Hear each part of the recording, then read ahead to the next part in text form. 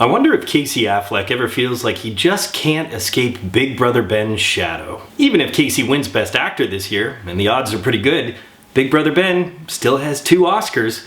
Granted, neither one of them are for acting. And in Manchester by the Sea, Casey gives one of the most heartbreaking, soul-crushing, draining performances of all time. And yet still, these days, more people are crying over Ben leaving Batman.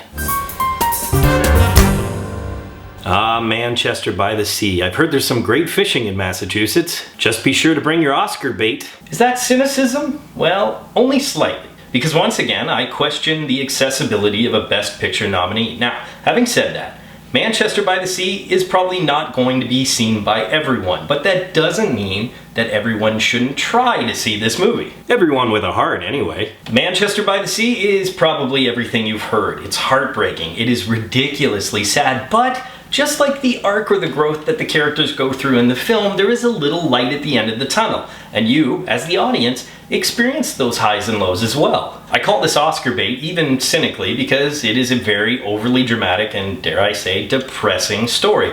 But I think we can all agree, even if this kind of story isn't for everyone, other than the Oscars, it doesn't mean that the actors within these stories don't give every bit of their being to these types of roles. Listen, I've done just community theater, and if the role is even remotely challenging, I'm exhausted. Now imagine doing that on a much bigger scale with the eyes of the world watching, and you're an Affleck brother.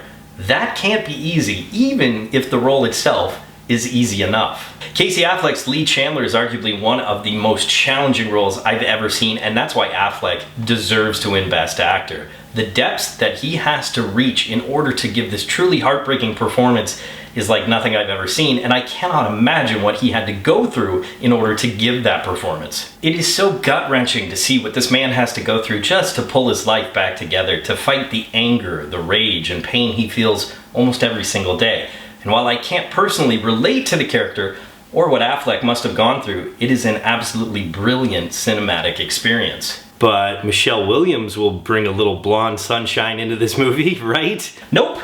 Now, Williams in the last decade has been absolutely brilliant in some Oscar-nominated films. She has been as golden as her trademark hair. But in Manchester by the Sea, her scenes are almost too powerful. And that is the crux of this film. Could you ever really watch it twice? Once is enough for me. It goes a long way. And that's both a compliment and a little bit of constructive criticism, because while it speaks to the pure emotional impact, the fact that you just don't want to experience it again, the fact of the matter is, it does have faults. Most notably, the pace of this film is very drawn out. Manchester by the Sea is the brainchild of rookie director but veteran writer Kenneth Lonergan. And I think it's the rookie director that got this film into a little bit of trouble. Often there are beautiful visual sequences that you just want to put in because you love directing, but the fact is, it doesn't necessarily add anything to the film. But it is so strange that the writer of Gangs of New York and Analyze This forgot about pace. Then again, he did write The Adventures of Rocky and Bullwinkle,